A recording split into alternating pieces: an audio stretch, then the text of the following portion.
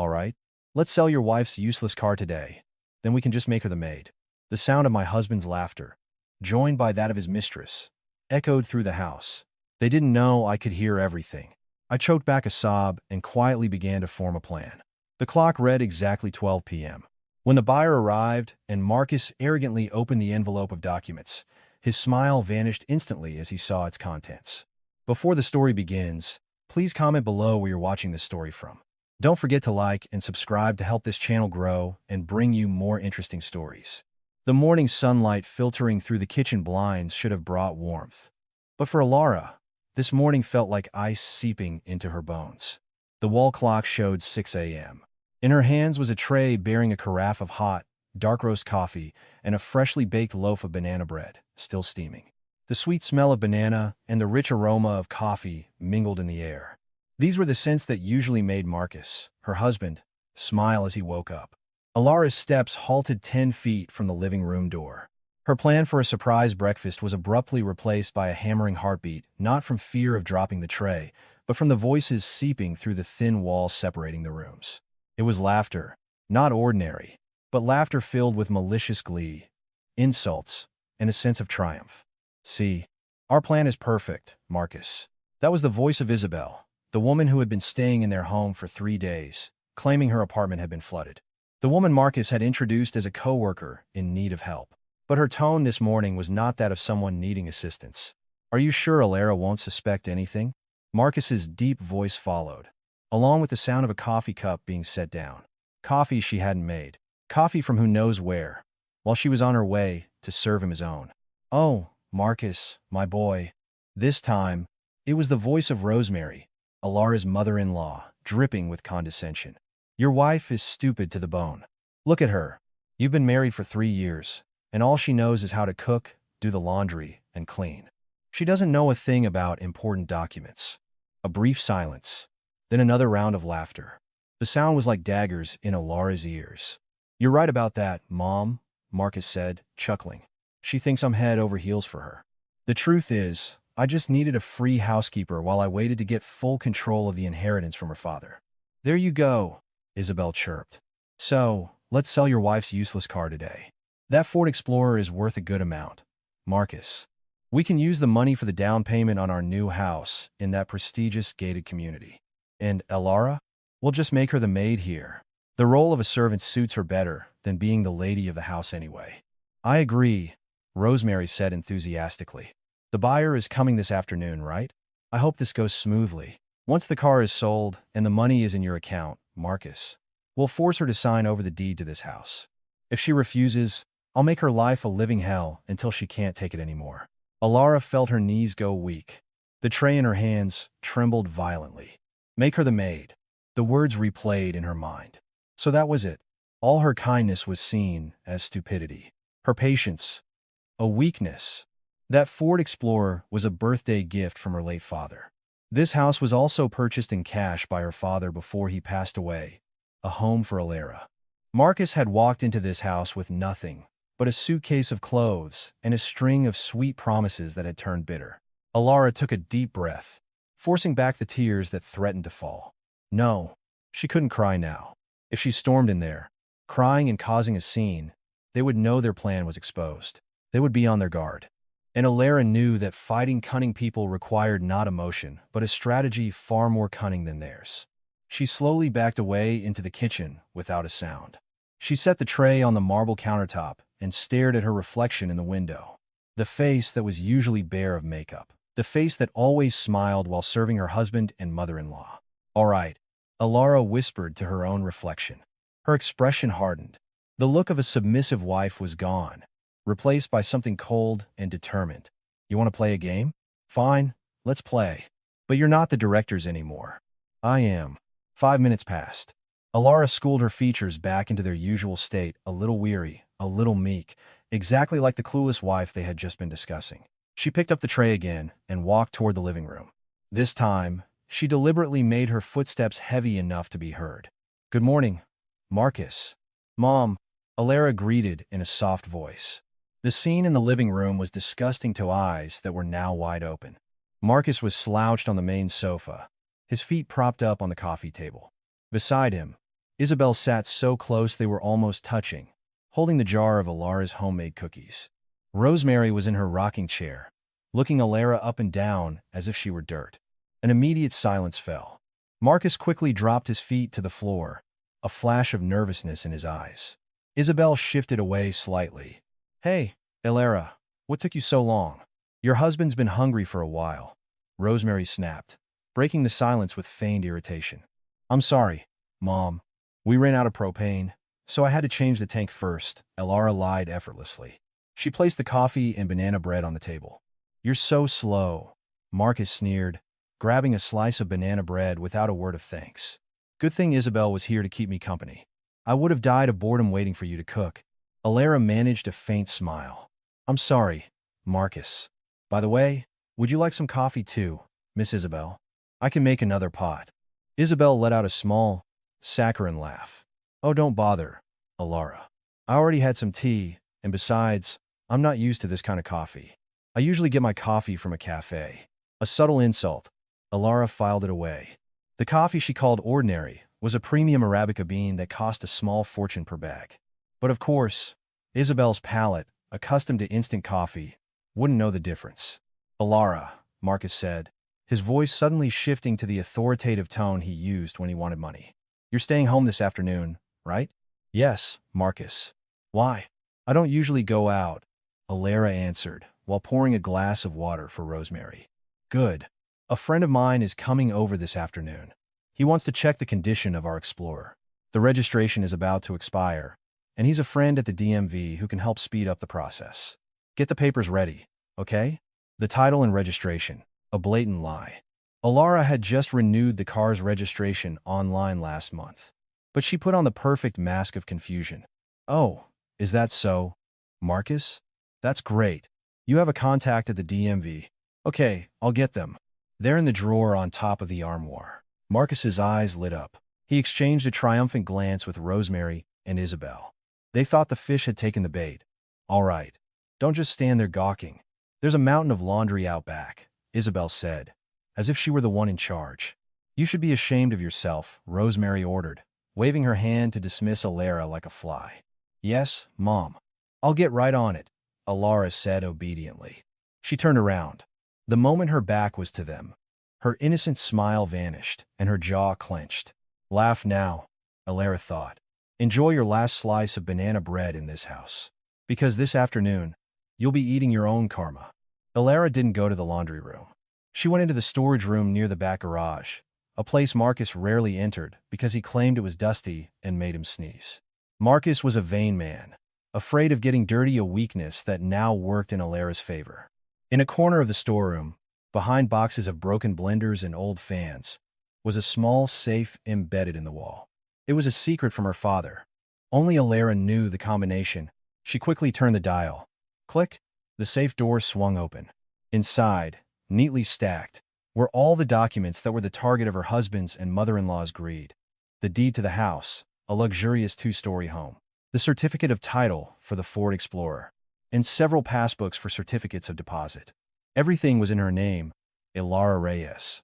Elara's father, a successful but cautious real estate developer, had sensed something was off before he gave his only daughter's hand to Marcus. Marcus was too smooth, too charming, but his eyes always lingered on her father's Rolex or the cars in the garage. Because of that, her father had insisted on a prenuptial agreement, keeping their assets separate. Marcus had signed it back then, thinking Elara's wealth wasn't substantial and certain he could persuade her to transfer the assets to his name over time. A grave miscalculation. Elara took out the original title and registration. She stared at them. You want to turn me into a maid for this car? She whispered bitterly. She grabbed a large manila envelope, identical to the one where she kept the documents. She didn't leave it empty. Instead, she filled it with junk, photocopied recipes, last week's grocery store flyers, and old utility bills. She made sure it had the same thickness as the original documents. Then, on top of the pile of trash, Elara placed a single sheet of paper. She took a red marker and wrote in large, bold letters, "Menu for your new maid." She smiled with grim satisfaction. She tucked the fake envelope under her clothes. Meanwhile, she placed the original documents in her old, worn-looking but sturdy handbag. Elara knew Marcus wouldn't check the envelope's contents in front of her. He was too arrogant for that. He would take the envelope, present it to his friend the buyer, and open it there to show off. That was Marcus's style: impress first, think later.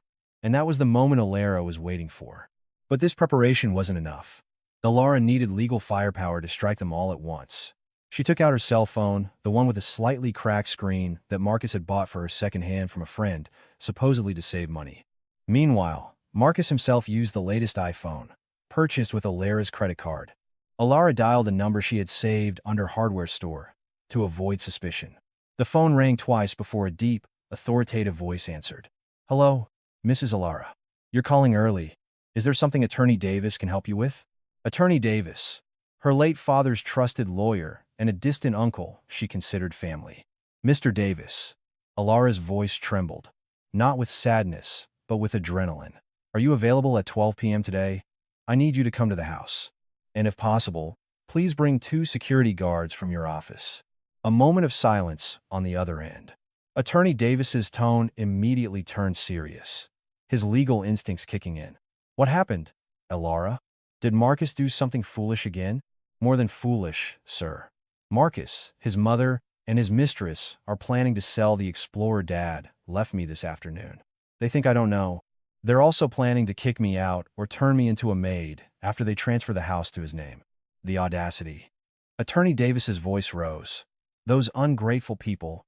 Your father picked him up from nothing, gave him capital for a business that went nowhere, and now he wants to bite the hand that fed him. That's why I need you, sir. I've secured the original documents. This afternoon, Marcus and the buyer will be making the transaction in the living room. I want you to arrive at that exact moment. Let's catch them in the act." "I understand your plan," Attorney Davis said, his voice angry but controlled. "Don't you worry, Elara. I'll prepare the paperwork for an asset freeze and a demand letter. By the way, how is your joint account?" "That's what I'm doing now, sir. I'm transferring everything to my personal account using the mobile banking app. I've been tolerating his draining of our household budget for too long. I won't let them take it all. Do it immediately. Leave a very small amount so they don't get suspicious if they check the balance at an ATM. But empty out the CDs." "I will, sir. Thank you. I'll see you later. Don't bother knocking. Just come in. I won't lock the gate. I'll make sure it's slightly ajar." "All right. Hold on for 4 more hours. We'll give them a lesson they'll never forget." The call ended. Elara took a deep breath and immediately opened the banking app on her phone. Her fingers flew across the screen. Transfer to Elara Ray's personal account. Amount $50,000. The entire content of the recently matured certificate of deposit. Transaction successful. Now, for the main joint account, where Rosemary held the ATM card. All that was left was loose change, around $50. Enough for gas, but not enough to flee the state. Elara felt a weight lift from her chest. She was no longer the victim. She was now the hunter, waiting for her prey to walk into the trap. With light steps, she left the storage room, ready to resume her role as the foolish, obedient wife. 11 a.m. The sun was high, and the day was growing hot. As hot as the rage simmering inside Elara, as she pretended to be busy mopping the living room floor. Meanwhile, Marcus and Isabelle were on the sofa, watching Netflix. Marcus's foot nearly hit Elara's head as she mopped under the coffee table. "Watch it with a mop, you'll get the rug wet," Marcus barked without looking away from the TV screen. "Yes, Marcus. I'm sorry," Elara replied meekly. Suddenly, Marcus's phone rang. He glanced at the screen, and a wide grin spread across his face. He gestured to Isabelle and Rosemary, who was eating fruit salad at the dining table. "He's almost here," Marcus whispered to Isabelle, just loud enough for Elara to hear. He cleared his throat, shifting his tone to one of saccharine sweetness. "My dear Elara." Elara straightened her aching back, wiping the sweat from her forehead with the back of her hand. "Yes, Marcus? Where are the documents I asked for this morning? My friend is almost here. It would be embarrassing to keep him waiting. He's a busy man." Elara nodded slowly. "Oh, that's right, Marcus. Just a moment. I'll get them from the bedroom." Elara went into the bedroom and retrieved the manila envelope full of trash she had prepared earlier from her closet. Her heart was pounding. This was the critical moment. If Marcus opened the envelope now, the chaos would start before the proper time. Elara emerged from the room, clutching the envelope to her chest as if it were the most precious thing in the world, an act designed to stroke Marcus's ego. Here it is, Marcus, Elara said, handing him the envelope with a deliberately trembling hand. But, is this really just for the registration, Marcus? Because this was Dad's favorite car. Marcus snatched the envelope from her. Yes, what's with all the questions? Don't you trust your husband? I'm the head of this family. I know what's best for our assets. Our assets. Elara scoffed internally. Since when was it ours? Rosemary, seeing the thick envelope change hands, smiled so widely her gold tooth showed. There. That's how it should be, Elara. As a wife, you must obey. When your husband wants to grow your wealth, you should support him, not be suspicious. Yes, Mom, Elara answered, her head bowed. Marcus weighed the envelope in his hand, feeling its thickness. Good, it's thick. This is the original title and registration, right? You didn't grab the photocopies by mistake? Elara looked Marcus straight in the eye, mustering the most innocent look she could. It's the original, Marcus. I got it from the safe whose combination you don't know. I mean, from the armoire. Elara feigned a slip of the tongue. Marcus laughed dismissively. Oh, that old safe. We'll get that open one of these days. Now, go to the kitchen and cook something big. After our business is done, we're going to celebrate. My friend is eating here too. What should I cook, Marcus? Anything, as long as it's delicious. Pot roast, or maybe some grilled salmon. Not that pasta and meatballs again. It's getting boring. Isabelle chimed in, as if she owned the place. Of course, Miss Isabelle, Elara replied. As she turned toward the kitchen, she heard Marcus whisper to Isabelle. See how easy that was? She just handed it over. What an idiot. You're brilliant, honey. I can't wait to get my hands on that money, Isabelle cooed back. Elara slowly closed the kitchen door and leaned her back against it, looking at the wall clock. 11:30 a.m. 30 more minutes. Attorney Davis was on his way. The car buyer was on his way. And so was Marcus's downfall. Elara didn't start cooking pot roast or salmon as ordered. Instead, she got a glass of cold water from the fridge, sat down comfortably, and began to wait. She didn't need to cook a celebratory meal, because there would be no celebration. What was about to happen was the greatest show of Elara's life, and she had a front row seat. At exactly 12 p.m., a loud, obnoxious car horn blared from outside the gate lawn. Repeated blasts that signaled the impatient character of its owner. Marcus, who had been pacing anxiously by the window, jumped with joy. His tense face lit up. He's here! Ronnie's here! He shouted. He turned to Isabelle and Rosemary. Look your best. This is big money. Isabelle fluffed her blonde hair, gave herself a quick glance in the wall mirror, and then clung seductively to Marcus's arm. All right, boss. As soon as we get the money, let's book our vacation tickets. Of course. Elara. Marcus yelled toward the kitchen. Elara came out, feigning a rush, still wearing the old, faded house dress she had intentionally put on the perfect costume for her role. Yes, Marcus? Open the gate. Hurry up. He's an important guest, Marcus commanded. Elara nodded and jogged to the front. As she swung open the heavy iron gate, a black, old, and heavily tinted sedan pulled into the driveway. The driver, Ronnie, a portly man in a polo shirt straining at the buttons over his belly, got out with a smirk. He wore a thick, fake gold chain and a wooden bead bracelet. His entire look screamed, used car salesman. Whoa, Marcus, my man. How's it going, bro? Ronnie greeted Marcus with a loud high five. Doing great, Ronnie. Just great. Come on in. Check out the vehicle. Marcus pointed to the white Ford Explorer parked neatly in the garage. Elara had washed and waxed it that morning on Marcus's orders, so its body gleamed under the sun. Ronnie let out a long whistle. He circled the car, patting the hood and lightly kicking the tires. His eyes were like a wolf sizing up a fat sheep. Damn, she's clean, Marcus. You hardly use it? Ronnie asked, stroking the side mirror. Barely. My wife just uses it to go to the grocery store. And even that's rare. She usually walks, so the mileage is low.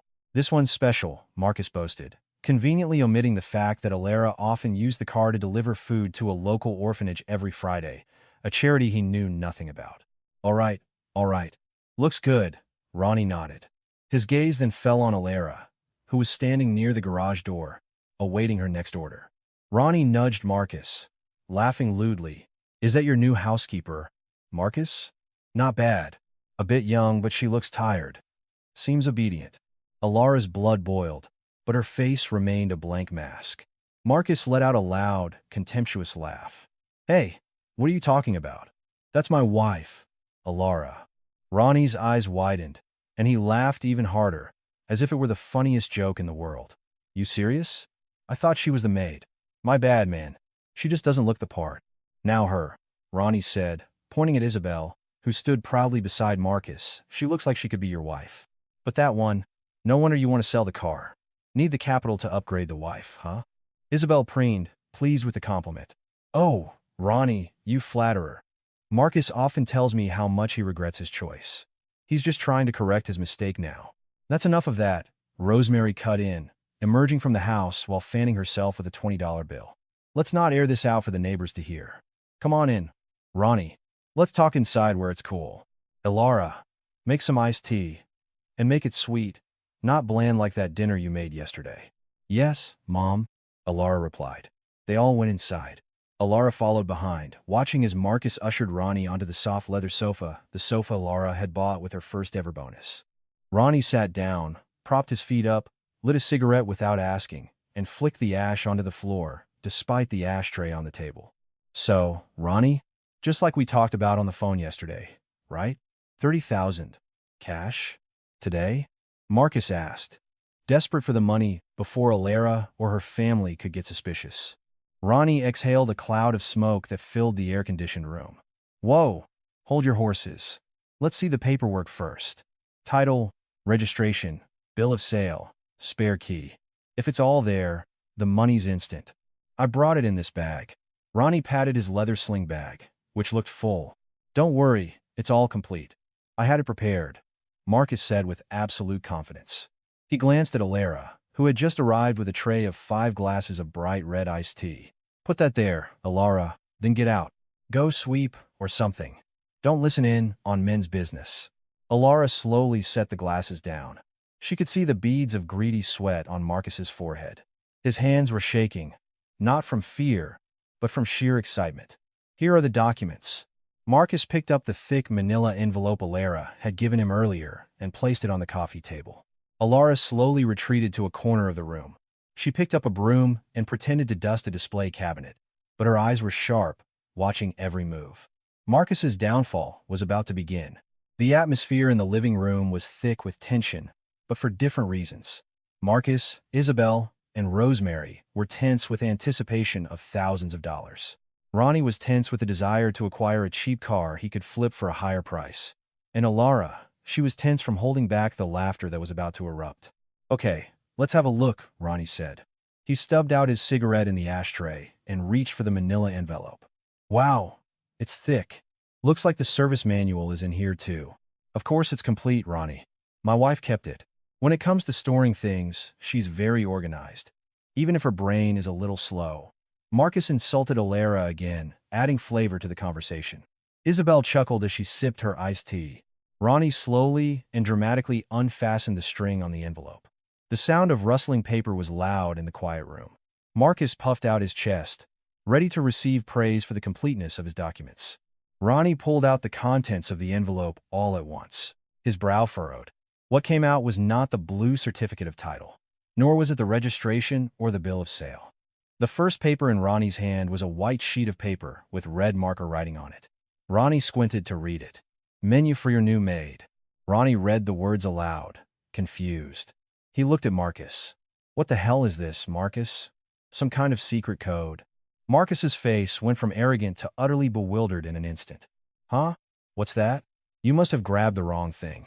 Check underneath. Ronnie tossed the paper on the table and picked up the next one. Recipe for pot roast, he read aloud, his annoyance growing. Marcus, are you selling a car or opening a restaurant? What is this? Marcus panicked. He snatched the pile of papers from Ronnie's hand. His own hands trembled as he shuffled through the next sheets. A blurry photocopy of an old ID. A discount flyer from Costco from last month. A paid electricity bill. An empty spice packet. A torn newspaper page. No title. No registration. No important documents whatsoever. Silence. A deafening silence, punctuated only by the ticking of the wall clock. Tick. Tock. Marcus's face turned pale, then slowly flushed a deep red. The veins in his neck bulged, He felt utterly humiliated in front of Ronnie, Isabelle, and his own mother. "This is all garbage," Marcus screamed, his voice cracking with rage. He threw the papers into the air, and they rained down, littering the expensive carpet. Isabelle gasped, nearly dropping her glass of iced tea. "Marcus, why is it full of trash? You said you checked it." "I only held the outside. It was thick, so I thought it was the right stuff." Marcus defended himself. Panicked, he spun around, his furious gaze landing on the corner of the room where Elara stood holding a broom. "Elara!" The shout was so loud it felt like it could shatter the windows. Elara, in an Oscar-winning performance, widened her eyes and covered her mouth in mock shock. "My goodness. Marcus, why are you throwing away the papers? Those are the recipes I was going to try for dinner tonight." Ronnie stood up, looking disgusted. "Marcus, are you messing with me? I drove all the way out here. I brought the cash. And you're pulling a prank? I'm a busy man, boss. I don't have time for this nonsense." "Wait, Ronnie. I swear. Just a moment. There's just a technical problem." Marcus grabbed Ronnie's arm and then turned to Elara with a murderous glare. He strode toward his wife.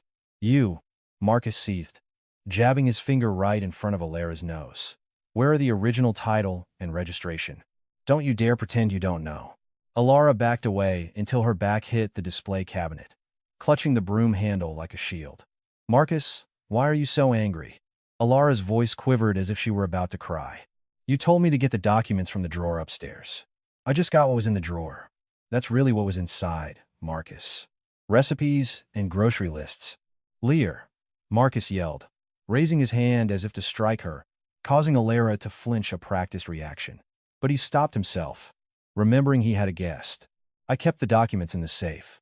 You must know the combination, don't you? You switched the contents." Rosemary joined the fray, her elderly face flushed with anger. She rushed toward Elara. "You animal! Did you do this on purpose to humiliate your husband? Hey, listen to me. This house, this car, they are your husband's right. You're just living here. Tell us where the documents are, or I'll slap you myself." "I swear, Mom, I don't know," Elara cried, shedding tearless sobs. "Marcus never told me the combination to the safe. He said it was a man's secret. I just got what he told me to get." Isabelle, seeing her money flying away, fanned the flames. "Marcus, she's definitely lying. Look at her face, so innocent. I bet she hid them somewhere. Search her room. Drag her to the storage room and make her talk." "Right," Marcus screamed. "Ronnie, just a minute. I'll make this woman talk." Ronnie sighed. "I'll give you 5 minutes. If the documents aren't here by then, I'm leaving. And don't expect me to do business with you ever again, Marcus. You're unprofessional. You can't even handle your own wife, let alone a business." Ronnie's words struck Marcus's ego harder than a physical slap. His masculinity was shattered. He felt small, and the easiest way for a small man to feel big is to crush a woman. He grabbed Elara's arm tightly, his nails digging into her flesh. "Ouch, Marcus!" Elara cried out. This time the pain was real. "My heart hurts more from your deceit." Marcus dragged Elara to the middle of the room, amidst the scattered recipe papers. "Now, confess. Where are the title and registration for the Explorer? Where is the deed to the house? I know you took everything. Confess, or I'll report you to the police for stealing your husband's property." Elara winced at the pain in her arm, but inwardly, she was smiling coldly. "Report me to the police? Go ahead, Marcus. The police will just laugh when they find out who the real owner of all those things is." "Marcus, let me go. You're hurting me." "Answer me first," Rosemary screeched, now pinching Elara's side. "You ungrateful child. We took you in, fed you, and this is how you repay us? Who do you think you are? You're just a pest in my son's life." The situation escalated. Marcus raised his hand again, ready to deliver a hard slap. Ronnie just watched, lighting another cigarette, unconcerned. Isabelle smirked with satisfaction at Elara's torment. Just as Marcus's hand was about to descend, ding-dong, the doorbell rang again. This time, the sound was polite, rhythmic, yet firm. Marcus's hand froze 5 inches from Elara's cheek. He was panting. He looked, startled, at the front door, which was slightly ajar. "Who the hell is that now?" Marcus said, annoyed, interrupting when a man is angry. "I'll get it," Rosemary said, still heaving from her rage. She stomped to the door. "Who is it?" Don't they know people are busy? Rosemary flung the door open, and her jaw dropped. The curses she was ready to spit out died in her throat. Standing at the doorway were three men. The one in front was a man in his mid-50s, but well-built and exuding authority. He wore an expensive dark gray suit, a silk blue tie, and leather shoes shinier than Marcus's future.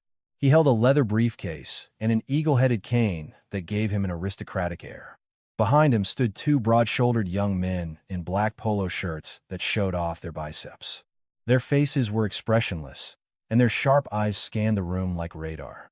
It was Attorney Davis, a senior lawyer renowned throughout the city. Who are you? Rosemary stammered, her bravado vanishing in the face of their presence. Attorney Davis smiled slightly, a polite but cold smile. Good afternoon, madam. I apologize for the intrusion. I'm looking for Mrs. Elara Reyes. Is she here? Attorney Davis's voice was calm, but loud enough to be heard in the living room. Marcus, still holding Elara's arm, froze. He let go as if he'd been electrocuted. He recognized that face. He had seen it once, at Elara's father's funeral 3 years ago, but he hadn't paid much attention then, too busy calculating his inheritance. That's Attorney Davis, Marcus whispered. Elara, now free, straightened her house dress. She didn't run. She didn't hide. She stood tall. Please come in, attorney, Marcus called from inside, trying to sound polite, but his voice cracked with nervousness. He quickly whispered to Isabelle and Ronnie. Put out your cigarette. Ronnie, that's a top-tier lawyer. Bills, by the minute. I have no idea why he's here. Attorney Davis entered, striding past the still-stunned Rosemary. His two guards followed, their steps firm and synchronized, making the floor seem to vibrate. As Attorney Davis entered the living room, the contrast was stark. On one side, there was Ronnie, the used car salesman with his open shirt and cigarette smoke, Isabelle, the mistress in her skimpy dress, and a sweating Marcus. On the other side, there was the elegant Attorney Davis and his two imposing guards. Ronnie, with his street smarts, immediately sensed trouble. He quickly extinguished his cigarette. Whoa, we've got a big shot here, he muttered to Marcus. Good afternoon, Mr. Marcus. Attorney Davis greeted. He didn't offer to shake hands, just gave a slight nod. His eyes swept over the scattered papers on the floor. He raised an eyebrow. It seems I've arrived in the middle of a commotion. Ah, yes, attorney.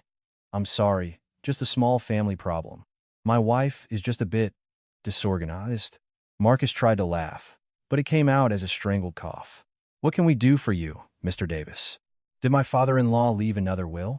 Marcus's hope flickered again. Maybe there's more inheritance, he thought. Attorney Davis didn't answer Marcus. He turned to Elara, his gaze softening. Good afternoon, Elara. I'm sorry, Uncle. I was 5 minutes late. Traffic on the freeway, Attorney Davis said in a fatherly tone. Everyone in the room fell silent. Uncle? Since when was a top lawyer so close to Elara? Elara took a deep breath. This was it. She walked forward, past Marcus, past Isabelle, past the scattered papers on the floor. She was no longer stooped. Her steps were firm. It's all right, Mr. Davis. You arrived at the perfect time, Elara replied. Her voice was different.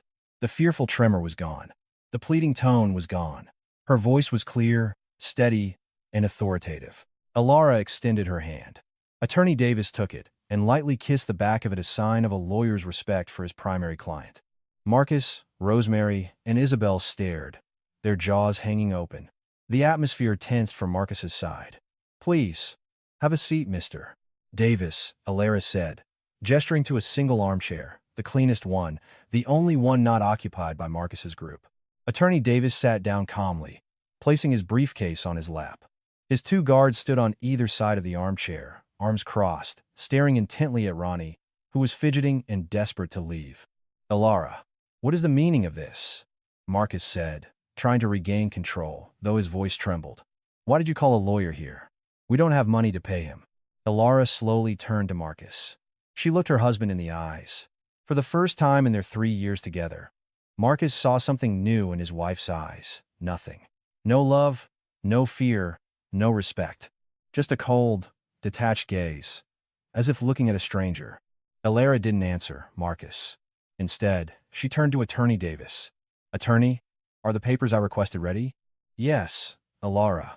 All in order, Attorney Davis replied. He opened his leather briefcase. The click of its locks echoed in the silent room. Attorney Davis pulled out a thick red folder. Wait a minute, Isabelle said, feeling her position threatened, but being too foolish to stay quiet.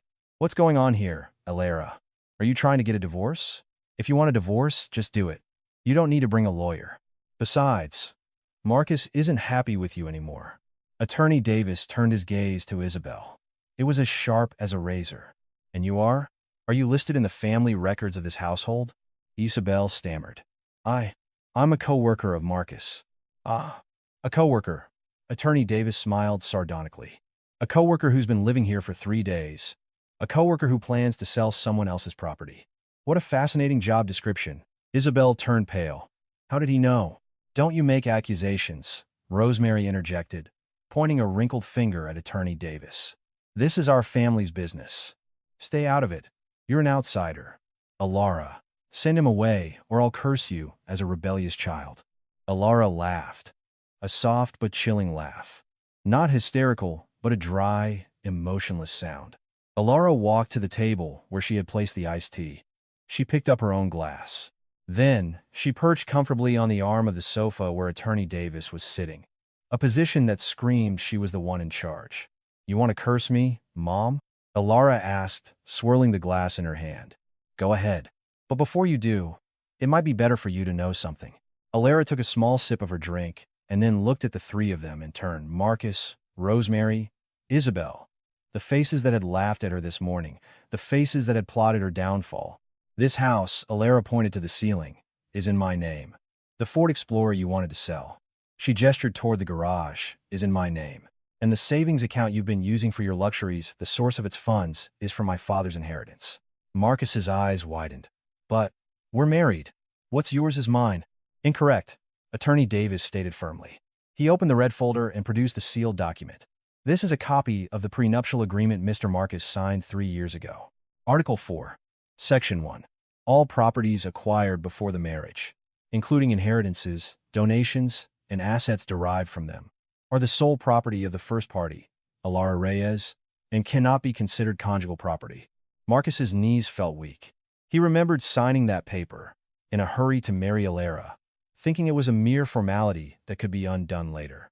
Furthermore, Attorney Davis added, pulling out a second paper, this is proof of an asset freeze. As of 10 a.m. this morning, that Ford Explorer is on a DMV watch list, flagged due to a report of attempted fraud. So, Mr.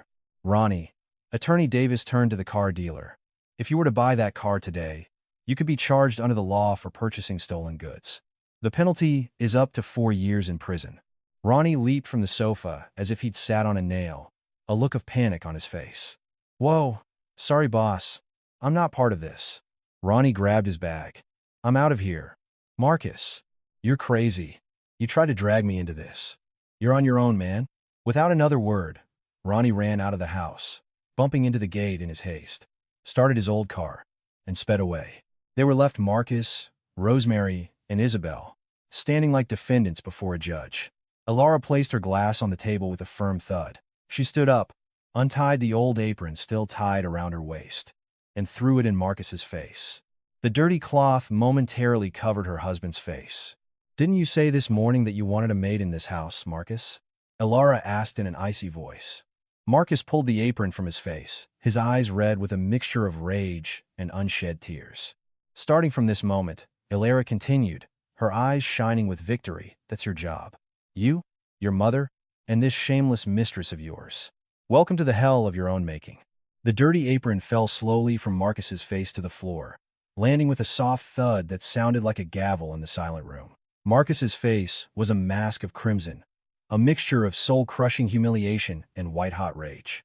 In his eyes, Elara was no longer the wife he could trample on, but a monster awakened from a long slumber. You shameless, Marcus growled, his voice hoarse with uncontrolled emotion. You have the nerve to throw a dirty rag in your husband's face? Where's your respect? Huh? What kind of wife are you? Marcus took a step forward, his fists clenched, ready to reclaim his dominance with a punch. For him, violence was the only way to quell a rebellion. But before he could swing, The two broad-shouldered men who had been standing silently behind Attorney Davis moved with lightning speed. One guard caught Marcus's wrist in mid-air with an iron grip. Marcus winced in pain, feeling as if his bones were about to be crushed. "Let go of me. This is my house. I have the right to discipline my wife," Marcus yelled, struggling futilely. "Correction, Mr. Marcus," Attorney Davis said in a flat, emotionless tone, leafing through the documents on his lap. "This is not your house, and what you just did constitutes attempted physical abuse in front of witnesses. We could add a charge under the Violence Against Women Act to your list, if you'd like." The guard roughly threw Marcus's arm down, causing him to stumble back onto the sofa next to Isabelle, who was now trembling with fear. Elara remained in her spot, watching Marcus pant like a defanged dog. There was not a shred of fear on her face. "Do you still want to talk about respect, Marcus?" Elara asked. She walked closer, circling the coffee table toward Marcus, who was massaging his wrist. "This morning, when you and your mother were laughing while planning to sell my car and turn me into your maid, where was your respect then? Where was your conscience?" "We were just joking," Rosemary said quickly, her elderly face pale and covered in a cold sweat. "We were just joking, Elara. You're so sensitive. With your husband and mother-in-law, you shouldn't be so petty." Elara let out a bitter laugh. "Joking? Selling property worth thousands of dollars is a joke to you? Exchanging car documents for recipes, that was a joke, Mom. But your plan was a crime. Elara, listen to me." Marcus tried to lower his voice, switching tactics from violence to manipulation, his usual weapon. He looked at Elara with sad, puppy dog eyes. "I know you're angry, but we can talk about this calmly. Please, ask this lawyer to leave.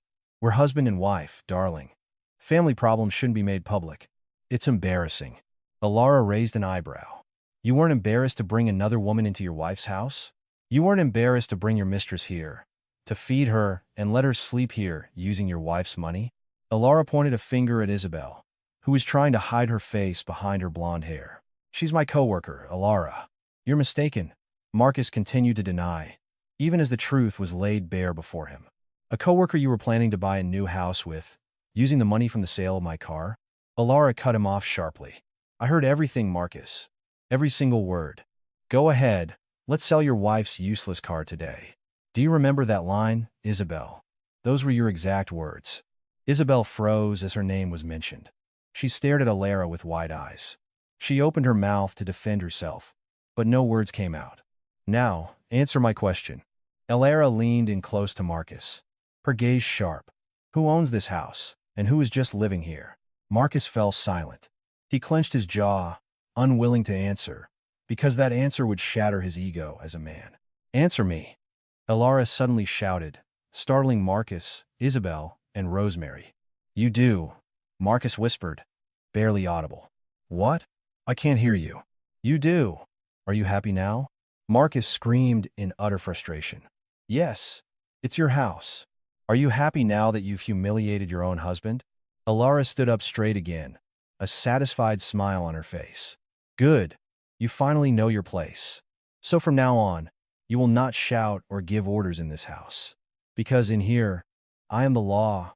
Attorney Davis cleared his throat, bringing everyone's attention back to the legal documents spread on the table. He adjusted his glasses, ready to deliver the second blow, a financial one. "All right, now that the ownership of the house is clear, let's move on to the more pressing matter of finances," Attorney Davis said. "Mr.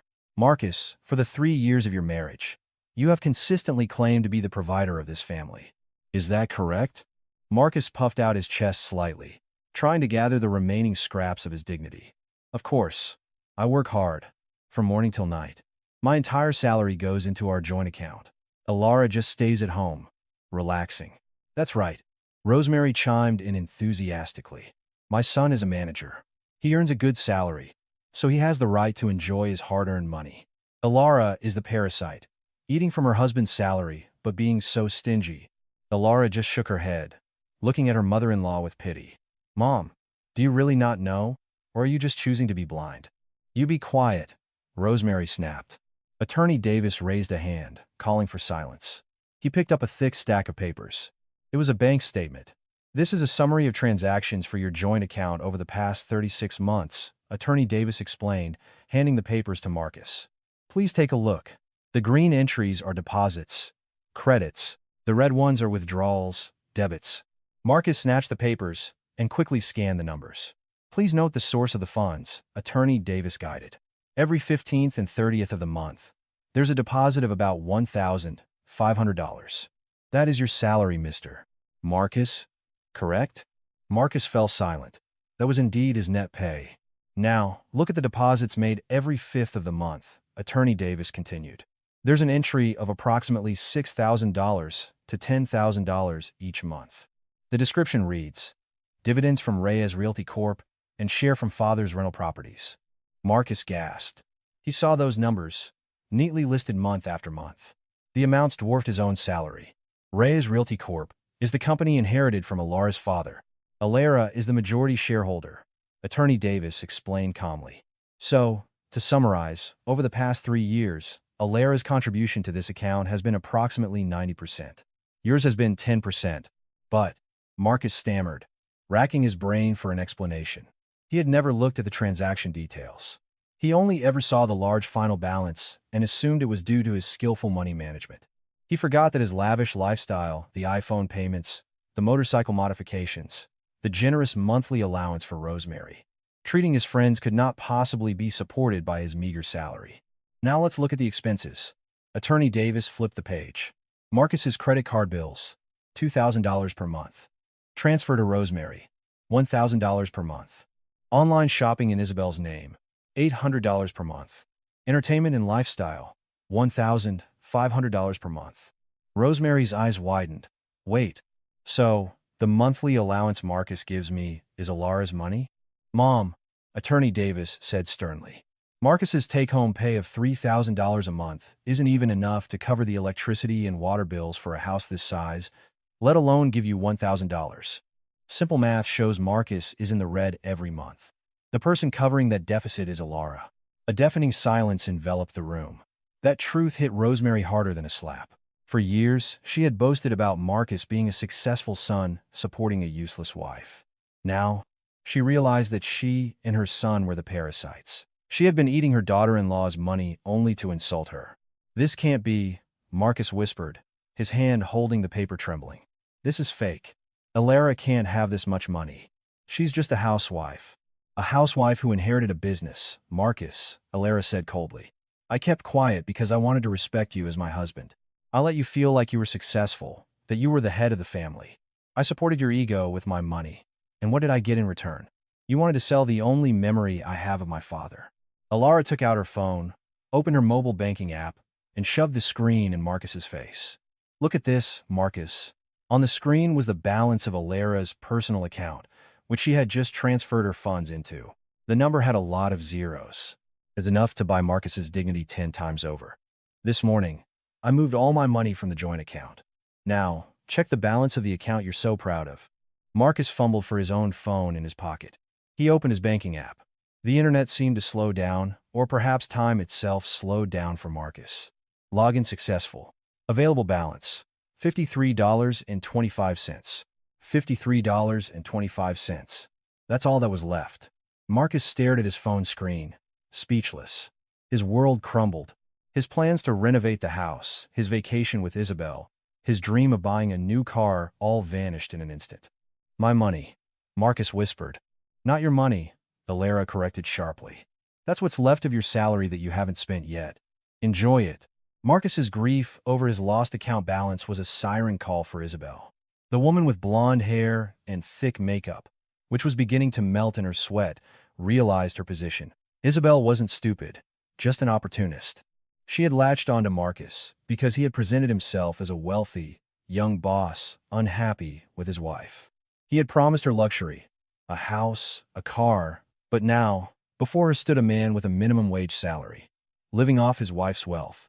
A man whose bank balance wasn't even enough to buy a single one of her skincare sets. Isabelle slowly stood up from the sofa, her movements cautious, trying not to be noticed. Where are you going? Elara asked. Her voice wasn't loud, but it was enough to stop Isabelle in her tracks. Isabelle turned, forcing a pained smile. Oh, Elara, I just remembered. I have an urgent meeting at the office. The boss called. I need to get back right now. I'm so sorry. I don't want to interfere in your family problems. Isabelle grabbed her handbag, ready to flee the sinking ship. She no longer cared about Marcus. To her, he was now worthless. Sit down, Elara commanded. But, Elara, I said, sit down, Elara's voice boomed. One of Attorney Davis's guards stepped forward, blocking Isabelle's path. She was forced to retreat and sit on the edge of the sofa, far from Marcus. You think you can just come here, insult me, plot a crime, eat and sleep for free, and then just leave when you find out he's broke? Elara asked mockingly. I didn't know anything, Elara, I swear. Isabelle began to cry crocodile tears. Marcus invited me. He told me he was a wealthy widower. He said you were horrible to him. I was tricked too, Elara. I'm a victim too. Marcus turned, shocked, to his mistress. Isabelle, what are you saying? This morning, you were the one encouraging me to sell the car. You were the one who said Elara was an idiot. Shut up, Isabelle snapped, her sweet mask on. If I had known you were broke, I would have never gotten involved with you. Pretending to be a manager. You're just a parasite. You're disgusting. Marcus was stunned, his heart shattered. The woman he had worshipped, the woman for whom he had betrayed his loyal wife, was now turning on him the moment he hit hard times. Elara started to clap slowly. Clap, clap, clap. What a beautiful love story. Like Romeo and Juliet, but the broke version, Elara sneered.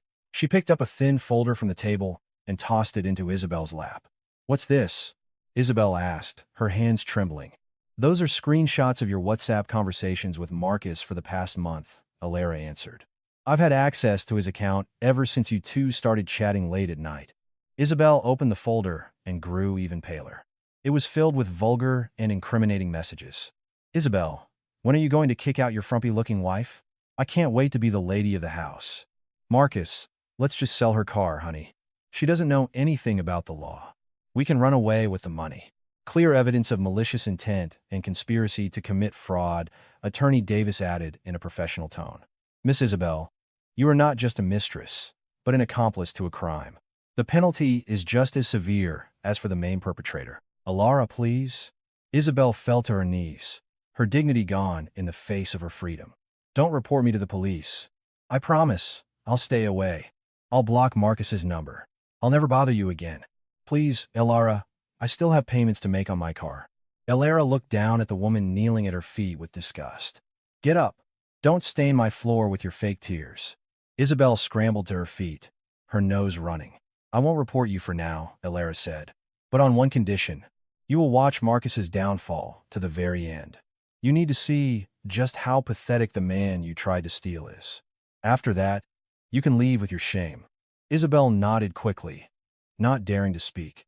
She sat back down in a corner, silent. Meanwhile, Marcus watched her with devastated eyes. Now it was Rosemary's turn. The old woman realized her two allies were defeated. Marcus was mentally and financially crippled. Isabelle had surrendered. Now, she had to face the daughter-in-law she had long abused, alone. Rosemary's tactic was always the same. If violence didn't work, play the age card. She suddenly clutched her chest, putting on a pained expression and panting dramatically. Oh, my chest, Rosemary wailed, slumping into her chair. I'm having a heart attack. Marcus, help me. Elara, you're evil. You're killing your mother-in-law with heartbreak. Marcus, despondent, immediately panicked at the sight of his mother. Mom, what's happening? Hang in there, Mom. He turned to Elara with fury in his eyes. Look, are you happy now? If Mom dies, you're the one who killed her. Attorney Davis was about to stand up to call for medical help, but Elara raised a hand, stopping him. She didn't move from her spot, watching the drama unfold with a stoic face. Marcus, Elara called calmly. Your mother had a checkup last week at a reputable hospital. Her cholesterol is a bit high, but her heart is healthy. Very healthy for someone who loves fried food and is always angry. Don't act like you know everything. Mom is in real pain. Elara walked over to the sound system near the TV. She pressed the play button on a small voice recorder connected to the Bluetooth speaker. The recording from that morning filled the room, crystal clear and loud. It was Rosemary's voice. Recording. Your wife is stupid to the bone. Look at her. All she knows is how to cook, do the laundry, and clean. If she refuses to sign, I'll make her life a living hell until she can't take it anymore. Rosemary's cackle echoed. Elara turned off the recording. The voice of someone having a heart attack isn't that strong, Mom, Elara said coldly. And someone who plans to make another's life a living hell doesn't deserve pity when her plan fails. Rosemary, hearing the recording of her own voice, suddenly stopped groaning.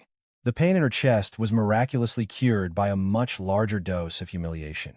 She slowly sat up straight, realizing her act had failed. Elara?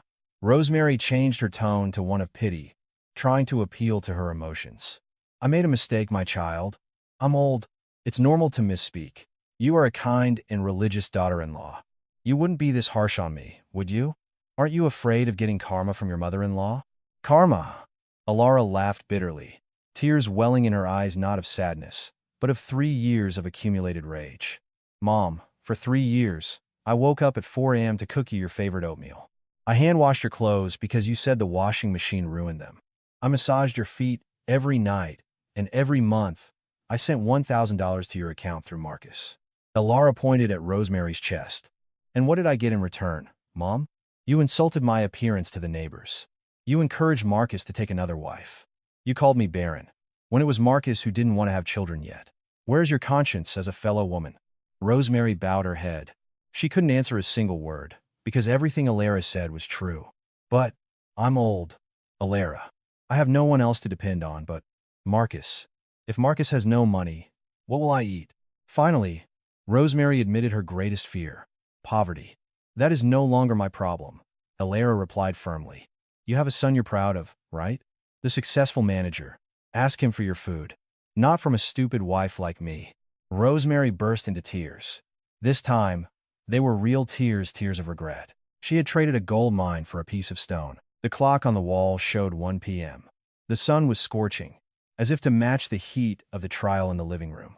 All the cards were on the table. All the lies were exposed. Now, it was time for the verdict. Elara sat down again beside Attorney Davis. She felt exhausted, but incredibly light. The burden she had carried for 3 years was finally gone. So, the conclusion is this, Attorney Davis said, taking the stage to end the drama legally. My client, Mrs. Elara, has strong evidence for the following crimes: attempted fraud, conspiracy, and psychological abuse under the Violence Against Women Act. We have recordings, witnesses, and chat logs. Marcus lifted his face. He looked tired, his eyes red. You want to send your own husband to jail, Elara? That depends, Elara answered curtly. Depends on what? Depends on how quickly you get out of this house, Elara said. She stood up, looking at the 3 people before her, one by one. I'm giving you 2 choices. Very simple choices. Choice A. Elara raised one finger. Attorney Davis and I will call the police right now. The evidence is complete. You can be arrested this afternoon. Marcus and Isabelle will be charged with attempted fraud. Rosemary will be charged as an accomplice. You will sleep on the cold floor of a jail cell tonight. Marcus, Rosemary, and Isabelle all shook their heads. Jail was a nightmare for them, used to a comfortable life. Choice B. Elara raised 2 fingers. You will leave this house right now, at this very moment, with nothing but the clothes on your backs. What? Marcus screamed. But my clothes, my laptop, my watch, those are my things. That laptop was bought with my supplementary credit card last month, and it's not even paid off. That watch was a gift from me last year. Everything was bought with my money. Elara cut him off swiftly.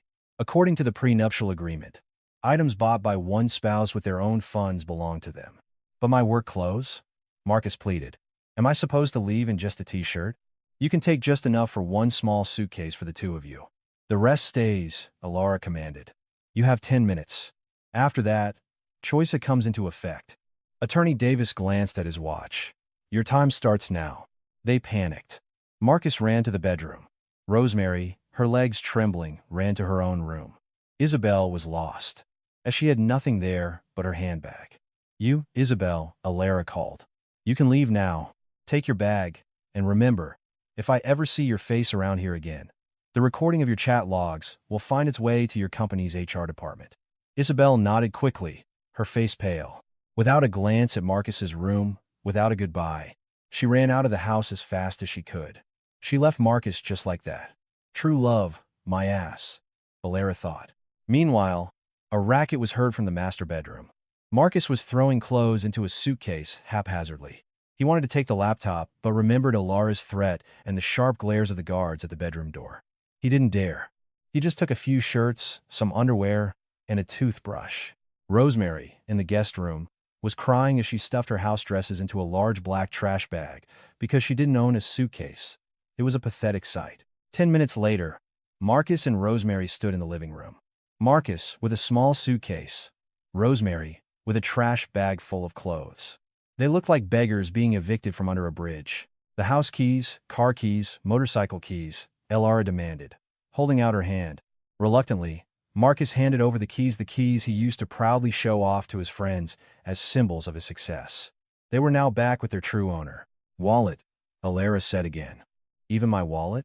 Marcus protested. The supplementary credit card in your wallet is in my name. Give it back. Marcus took out his leather wallet, pulled out the platinum credit card, and handed it over. Elara took a pair of scissors from a desk drawer and cut the card in half right in front of him. Snip. Now, get out, Elara said, pointing to the open door. The sunlight streamed in. Outside, the harsh world awaited Marcus and his mother. A world without air conditioning, without a Ford Explorer, without delicious, free food. Marcus looked at Elara one last time. There was regret in his eyes. But more than that, there was anger from his wounded ego. You will regret this, Elara. You can't live without a man. Elara smiled, a genuine, free smile. You're wrong, Marcus. You were the burden in my life. It's only now that I'm starting to truly live. Move it, one of Attorney Davis's guards ordered. Slowly, Marcus and Rosemary walked out. Outside the gate, a few neighbors who had heard the commotion were starting to gather and whisper. Marcus bowed his head, fighting back the shame. The guard closed the black iron gate. Clang! The sound of steel marked the end of a chapter in Elara's life as an oppressed wife. Inside the now quiet house, Elara took a deep breath, inhaling the air of freedom that smelled of victory. She turned to Attorney Davis and smiled. Thank you, Mr. Davis. You're welcome, my dear. Your father would be very proud of you today. The clang of the black iron gate hitting its post echoed like a death knell for the comfortable lives of Marcus and Rosemary. The click of the lock being turned from inside by Attorney Davis's guard confirmed that their path back to paradise was forever closed. Outside the gate, the midday sun felt like it was burning their skin. The asphalt of the suburban street radiated a heat that made the air shimmer. Marcus stood like a statue, one hand gripping the handle of the small suitcase containing the remnants of his old life, the other clenched at his side. Large beads of sweat trickled down his temples, not just from the heat, but from the chilling shame. Rosemary stood beside him, clutching a large black trash bag, the kind usually used for kitchen garbage, which now held all her worldly possessions. Her appearance was pitiable, a far cry from the image of the wealthy matriarch she always projected at social gatherings. Is this just a dream, Marcus? Rosemary whispered, in a hoarse voice. She stared at the luxurious two-story house. Behind the glass window of the living room, she could vaguely see Elara's silhouette, sitting comfortably as if nothing had happened. Did she really kick us out? Where are we going to sleep tonight? Marcus didn't answer. His throat felt tight. He looked down at his shoes, already gathering dust. Hey, it's Rosemary and Marcus. The shrill voice made Marcus want to disappear. It was Susan, the neighborhood gossip. Susan was watering her plants, but her eyes were keenly fixed on their suitcase and trash bag. Why do you have luggage at noon? Going on vacation? How lovely. Where to? The Hamptons? Aspen? Susan asked in a tone dripping with sarcasm. She had surely heard the commotion earlier. Marcus forced a smile, but it came out as a grimace. Ah, yes, Susan. We're just staying with relatives. A little family gathering. A family gathering? Susan nodded, her eyes shifting to the trash bag Rosemary was hugging. But why are the clothes in a trash bag? Rosemary, where's that expensive luggage you were bragging about at the last potluck? Rosemary's face flushed a deep red. She tightened her grip on the trash bag, trying to hide her humiliation. Oh, a relative borrowed it. Well, we have to go, Susan. Our Uber is waiting at the main gate. Another lie. There was no Uber. Marcus hadn't even booked one. His data was running low, and he didn't want to waste it. Come on, Mom. Let's walk, Marcus said gruffly, pulling his mother's arm away from the prying eyes. They walked along the hot sidewalk of the subdivision, the wheels of Marcus's suitcase rattling noisily on the pavement. a sound that accompanied their heavy steps.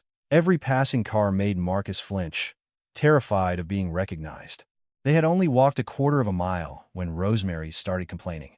Ouch, Marcus, my feet hurt. It's so hot. Where are we even going? Just book an Uber.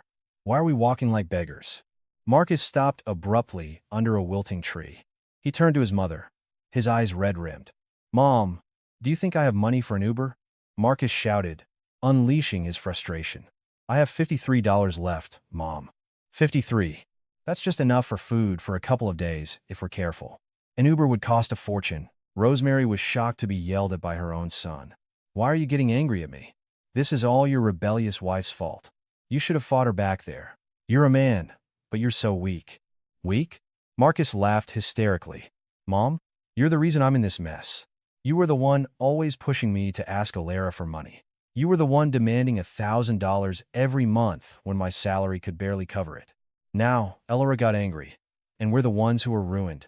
Mother and son argued on the side of the road, a hot dog vendor watching them with a shake of his head, perhaps musing on how quickly fortunes can change. Marcus took out his phone, staring at the screen in despair. He needed shelter. He needed help. His fingers trembled as he found a name in his contacts. Isabelle, my love. Marcus pressed the call button. Ring. Ring. No answer. He tried again. The number you have dialed is currently unavailable. Call rejected. Marcus sent a text. Isabelle, where are you? I'm with my mom. We're on the street. We need a place to stay. I'm coming to your apartment, okay? One checkmark. Gray. A few seconds later, Isabelle's beautiful profile picture disappeared, replaced by a gray silhouette. Her status vanished. Marcus's eyes widened. She blocked me, he whispered in disbelief. That bitch. She blocked me.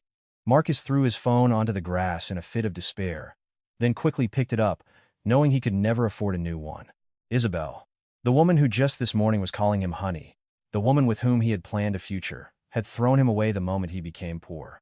Why isn't Isabelle answering? Rosemary asked scornfully. I told you before, girls like that are only after money. You chose her over Elara. You supported me with Isabelle too, Mom? Marcus retorted. You said Isabelle was prettier, more sophisticated, better to take to parties than the frumpy-looking Elara. Don't you dare act innocent now. Because I thought you had a lot of money. Rosemary shot back. If I had known you were poor, I would have told you to kneel at Elara's feet. They blamed each other on the side of the noisy road, the exhaust from passing buses hitting their faces a stark contrast to the cool, conditioned air of the Ford Explorer they used to enjoy. Finally, exhausted and hot, Marcus flagged down a crowded city bus. Get on, Mom, Marcus ordered. A bus? Rosemary's eyes widened in disgust. It's hot, Marcus. It smells like sweat. I don't want to. Just book a cheap Uber. I don't have the money, Mom. Don't you understand?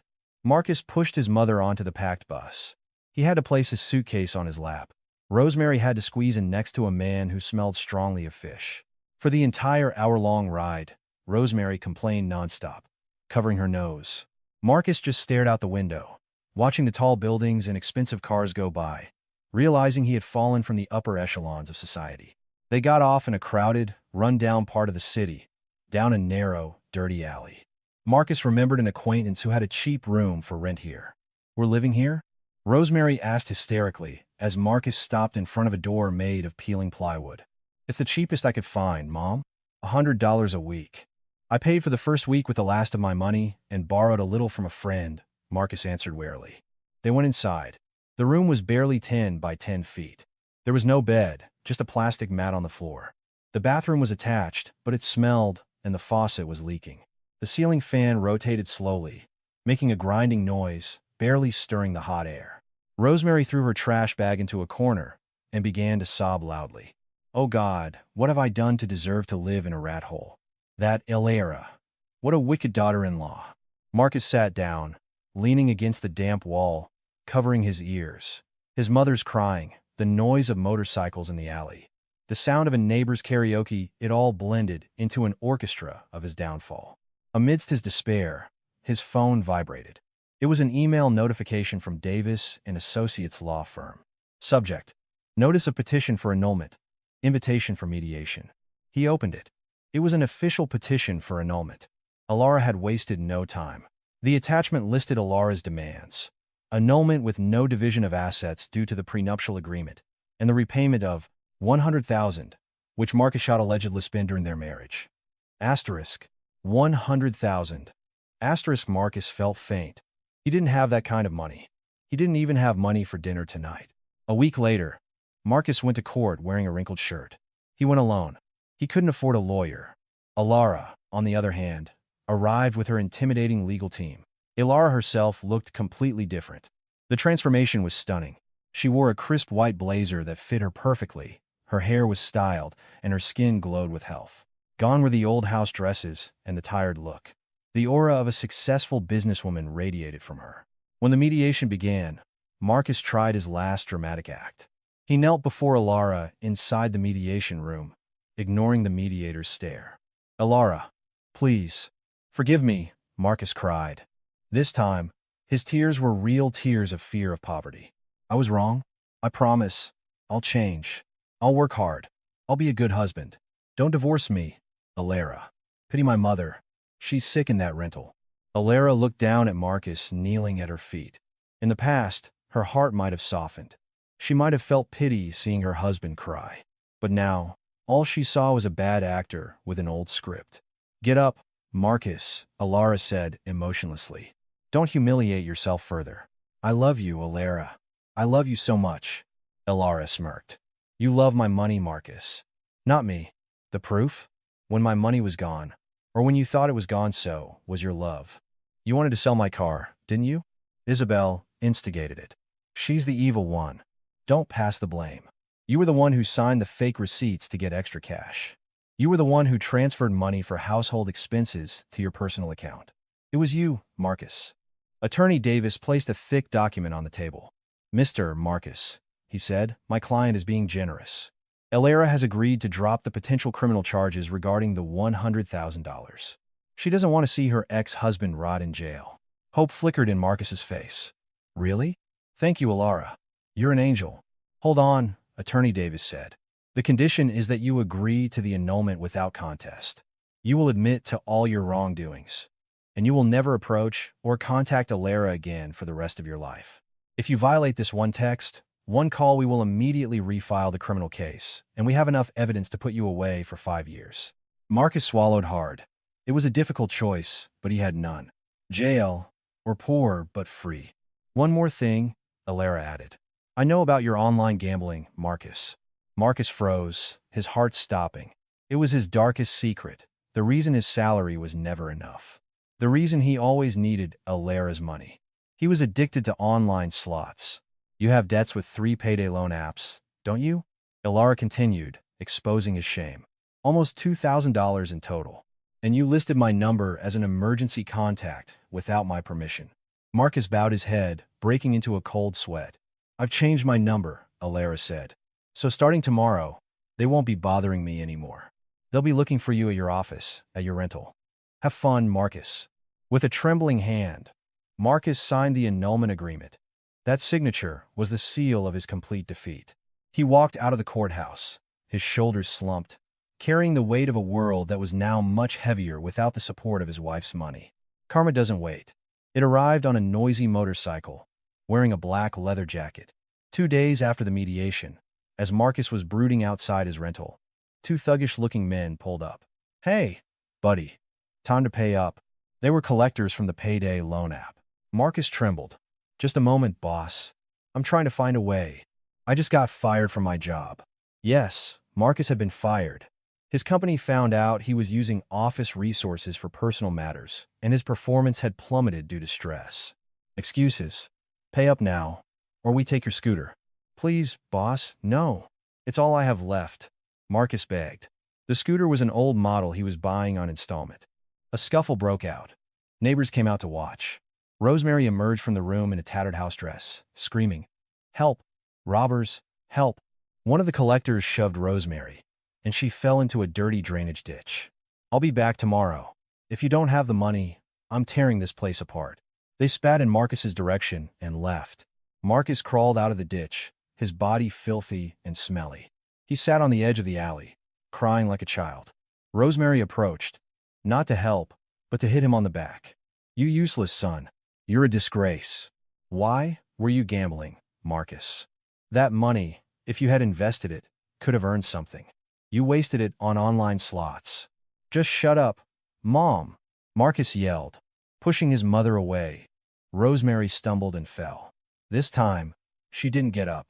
Her face was pale, and she was sweating profusely. Her chest was in real pain. The accumulated stress, the diet of instant noodles, and the shock of the collectors had sent her blood pressure soaring. Ouch! Marcus, my chest really hurts, Rosemary moaned, her voice weak. Marcus turned, thinking his mother was acting again, just like at Elara's house. Oh, Mom, cut the drama. Elara's not here. No one's going to pity us. Marcus left his mother groaning on the ground and went inside to clean up. He only realized she wasn't faking it 10 minutes later when the neighbors knocked, saying Rosemary had fainted and the side of her mouth was drooping, a mild stroke. That night, in the crowded ward of a public hospital, Marcus sat lost in thought. He had no money for the medicines not covered by his basic insurance. He was alone. No Isabelle. No Elara, who was always there to handle the paperwork. No Ford Explorer to sleep in. He had to sleep on the hospital floor, on a piece of cardboard, listening to the groans of other patients. As he closed his eyes, he remembered his old room, the soft bed, the cool air conditioning, the fragrant sheets. He remembered how he used to scold Elara because the sheets weren't fragrant enough. Now, he would give anything just to sleep on the carpet of Elara's living room. Regret came like a tidal wave, drowning him. If only he had been grateful. If only he hadn't been so greedy. If only he had valued a loyal wife. But if only couldn't pay off his gambling debts or treat his mother's stroke. Meanwhile, in another part of the city, sunlight bathed the garden behind Elara's house. The house had been transformed. The cream-colored walls of the living room, chosen by Marcus, were now a cool sage green. The black leather sofa, where Marcus used to prop his feet, had been thrown out and replaced with a beautiful linen sectional. The toxic aura of the house was gone. The house could breathe now. Elara was in the kitchen, her kingdom, now the center of her new business. It was no longer a kitchen where she was enslaved to make coffee for her husband, but a professional kitchen where she led her own team. Elara, the catering for the convention center seminar is ready, said Santi, one of her new assistants. Great, Santi. Double-check the garnishes, okay? Make sure the chicken platings are perfect. Elara replied with a smile, tasting her special mushroom sauce. After Marcus left, Elara decided to stop hiding her talent. She started a premium catering business called Elara's Kitchen. Using her capital and her late father's connections, her business grew rapidly. Her food was delicious, her presentation was beautiful, and most importantly, it was made with a happy heart. That afternoon, Attorney Davis visited, bringing the official annulment papers. Congratulations, Elara. You are officially a free woman, he said, handing her the green folder. The judge approved all our requests. Your status as annulled is now far more valuable than wife of Marcus. Elara accepted the folder, stroking its cover. Thank you, Mr. Davis. It feels so light. It's like I can finally breathe again after 3 years. By the way, I have a little news about them, Attorney Davis said cautiously, not wanting to spoil her good mood. What is it? Are they causing trouble again? Elara asked.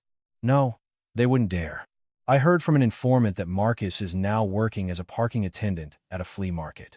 His mother had a mild stroke and is now bedridden in their rental. The neighbors often hear them fighting, blaming each other every night. Elara was silent for a moment upon hearing the news. A flicker of pity sparked in her, but she quickly extinguished it. That was the result of their choices. She didn't wish them ill, but she had no obligation to help the people who tried to destroy her. I hope that serves as a lesson for them, Attorney. Above the sky, there is still a heaven, and the prayers of an oppressed wife can pierce the clouds, Elara said calmly. You're right about that. That evening, Elara sat on her terrace, sipping chamomile tea and eating a warm croissant. She looked at her white Ford Explorer, freshly cleaned and gleaming. She remembered the moment Marcus and the others laughed at their plan to sell it. Make her the maid, they had said. Now, Marcus was a slave to his own bad fortune. Elara sipped her warm, relaxing tea. Her phone buzzed. It was a message from the WhatsApp group of her old friends, the ones Marcus had forbidden her from seeing. Are we on for Napa Valley this weekend? Let's celebrate your freedom. I've already booked the villa. You're the only one left. Elara typed a reply with a wide smile. I'm ready, and I'm bringing the best food in the world for you all. Let's go. A gentle breeze blew across Elara's face, rustling her fragrant hair. She closed her eyes, savoring the gratitude that filled her heart. No more fear, no more yelling, no more betrayal. This was the beginning of her new life. The sun was just rising, and its light was beautiful. And that is where the story of Elara's rise ends. Thank you so much for your loyal attention until the very end. As you listen to her struggle, where might you be right now? Are you relaxing at home, traveling, or busy at work? What lesson from Elara's story resonated most with your heart and mind? What message would you like to share with our fellow listeners who might be going through a similar trial? We would love to read your thoughts, so please comment below.